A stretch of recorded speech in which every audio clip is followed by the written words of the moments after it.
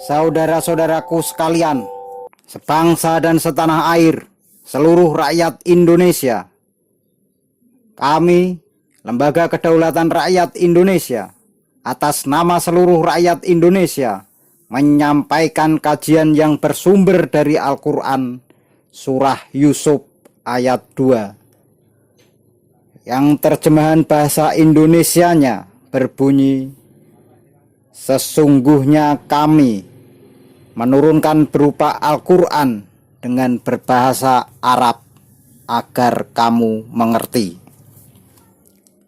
Coba saudara-saudara pahami kalimat ayat tersebut dengan benar dan dengan sebenar-benarnya. Resmi adanya bahasa Arab setelah Kerajaan Saudi Arabia merdeka tanggal 23 September 1932. Jadi, sebelum dengan berbahasa Arab, konsep Al-Quran itu berbahasa apa? Dengan kalimat sesungguhnya kami, hal itu menunjukkan kalau Allah itu lebih dari satu. Karena kata kami adalah jamak yang lebih dari satu. Contohnya, kami bangsa Indonesia. Kata kami dalam kalimat tersebut berarti lebih dari satu.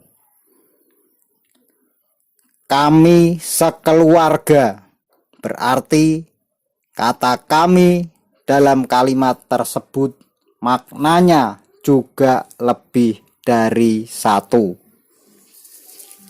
Sampai di sini saudara-saudara sekalian paham dari contoh-contoh yang disampaikan.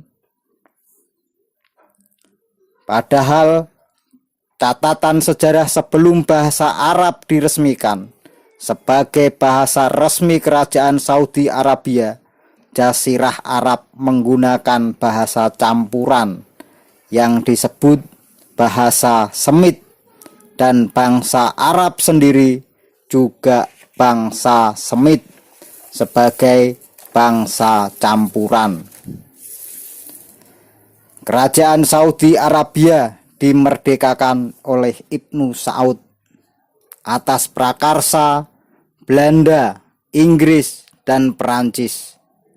Bukan tidak mungkin Al-Quran yang saat ini menjadi konstitusi Kerajaan Saudi Arabia itu sebelumnya berbahasa Belanda, Inggris, dan Perancis.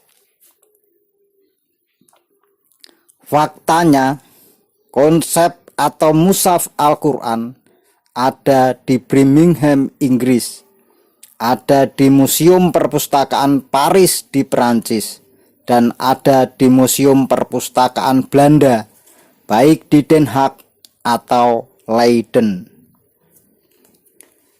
Namun demikian, konstitusi Saudi Arabia hanya berlaku di Saudi Arabia saja. Tidak boleh dan tidak bisa diajarkan di luar Saudi Arabia.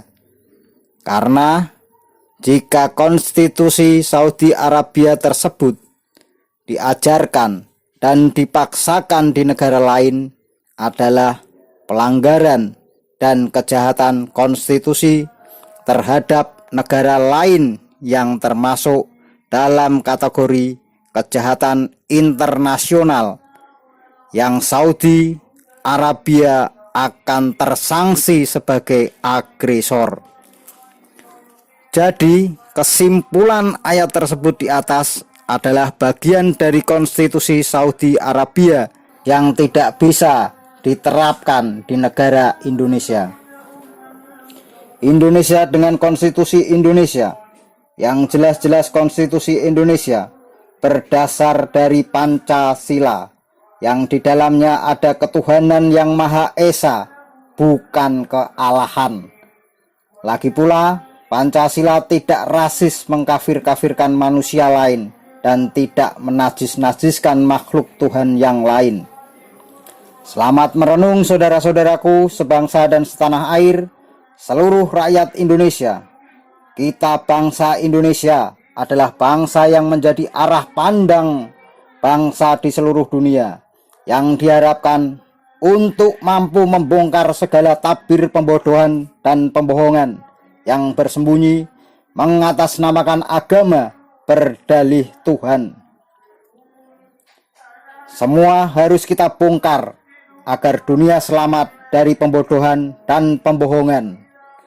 Selamat merenung dan menganalisa saudara-saudaraku sebangsa dan setanah air, seluruh rakyat Indonesia. Selamat berjuang, hak rakyat harus kembali. Merdeka! Lembaga Kedaulatan Rakyat Indonesia. Pergerakan rakyat menuju alam kemerdekaan.